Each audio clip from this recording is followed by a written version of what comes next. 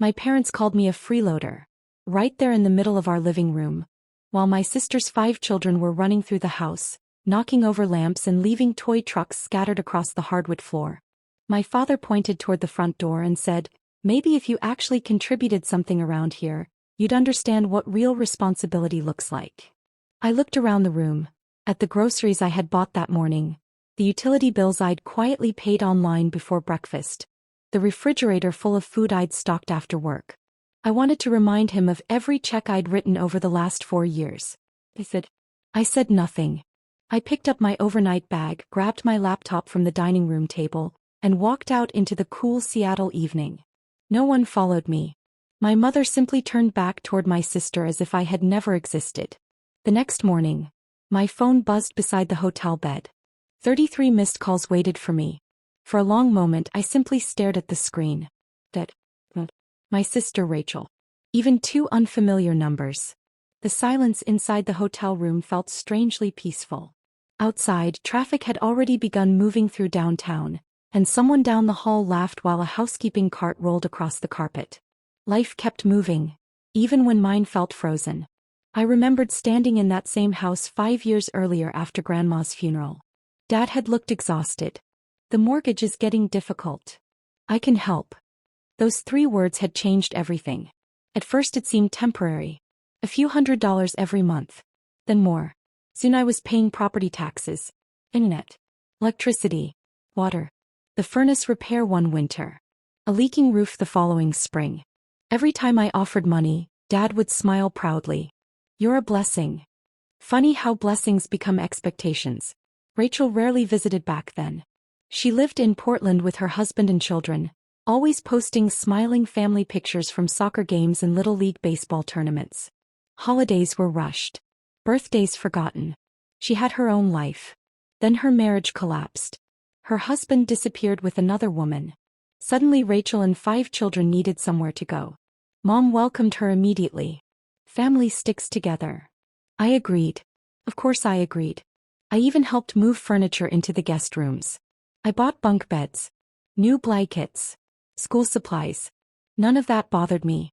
Children deserve stability. Adults should provide it. But something shifted. Slowly, almost invisibly. Rachel began referring to my office as the kids' playroom. My groceries disappeared before I came home from work. My bathroom became everyone's bathroom. Every evening looked like organized chaos. Juice boxes, cartoons, arguments over tablets.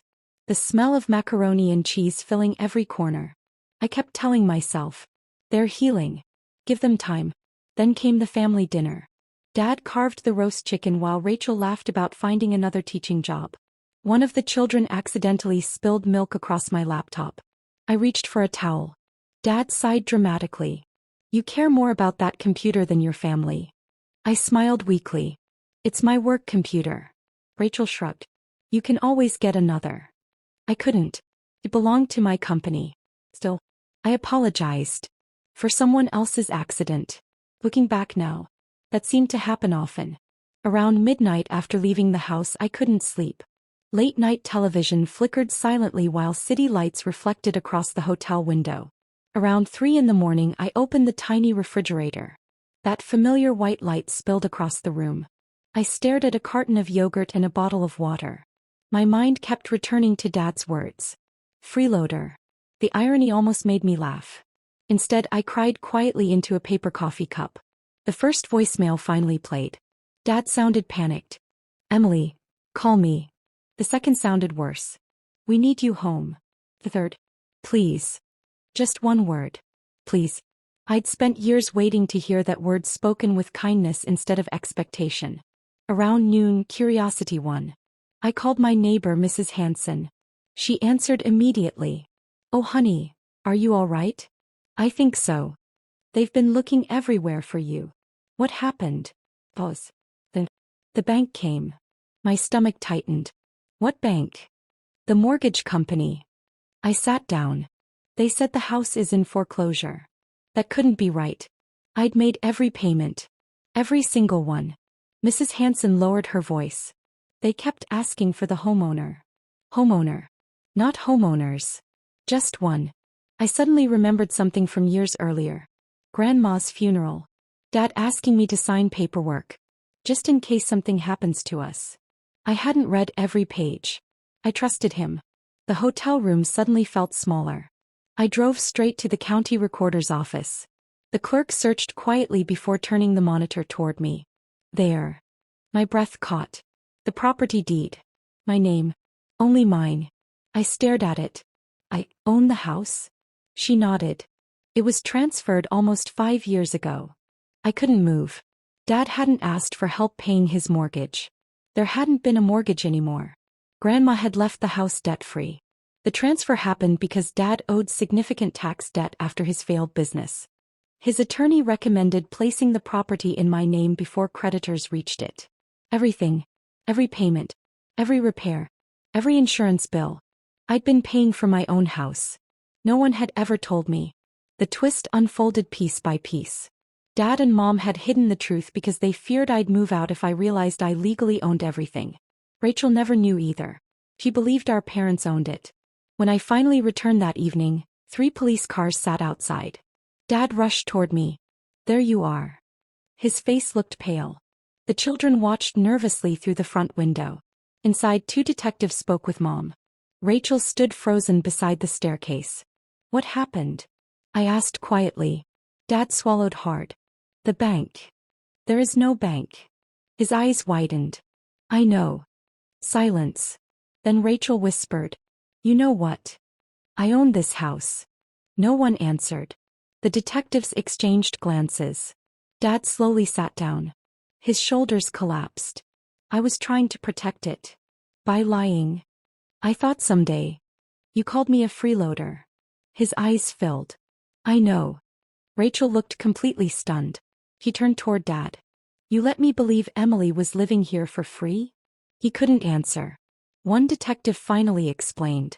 Creditors had discovered inconsistencies involving tax filings and attempted fraudulent loan applications submitted using the property. Dad hadn't expected ownership records to surface. They had. Everything unraveled in one afternoon. The investigation would continue. Weeks passed quietly after that. Dad accepted responsibility. Mom apologized more than once. Rachel found a teaching position in Tacoma and moved into a rental house with her children. Before leaving, she hugged me longer than ever before. I never knew. I believe you. He cried anyway. As for me, I stayed. Not because I owed anyone. Because for the first time the choice belonged to me. I repainted the walls. Converted my old office back into a workspace. Filled the refrigerator with groceries that actually lasted the week. Some evenings I still found myself standing in its soft white light around 3 in the morning, holding a mug of coffee while the house rested in complete silence. The silence no longer felt lonely. It felt earned. I realized something I should have understood years earlier. People who depend on your kindness sometimes mistake it for weakness. But kindness isn't weakness. It becomes strength the moment you decide it will no longer be taken for granted. One cool autumn morning, sunlight spilled across the front porch as I unlocked the door after my morning walk. The suburban street was quiet. Children waited for the school bus. Someone waved from across the road. For the first time in years I stepped inside my home, not as someone's provider, not as someone's backup plan, not as the family scapegoat. Simply as its owner. And somehow, that felt like finally coming home. If this story stayed with you and reminded you of the importance of self-worth and standing up for yourself, please like this video and subscribe to the channel. Your support means more than you know and helps us share more heartfelt stories. Thank you so much for watching. We're truly grateful to have you here.